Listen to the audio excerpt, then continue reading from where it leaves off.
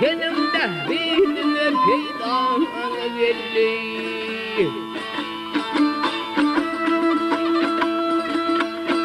Halif ben olup kesip kaldırdım, yürümenim olduk ağır yollardan.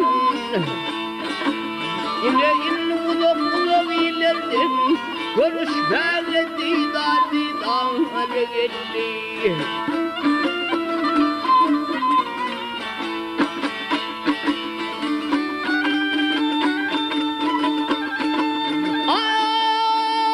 Vatandan gelsin göğün takati, gözü dokunur ya kanlı kamati.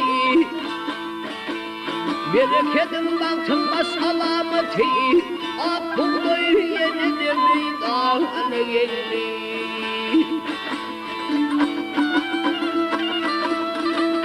Ağırmıştan diyardan göğünü hoşlap, erkinlik demrinde yürüyen ulaşlap.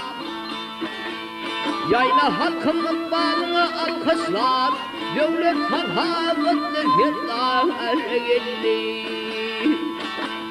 Yayla halkımın bağını alkışlar, devlet sarhavetli firdana geldi. Firdar halkım bilen şöhrana geldi.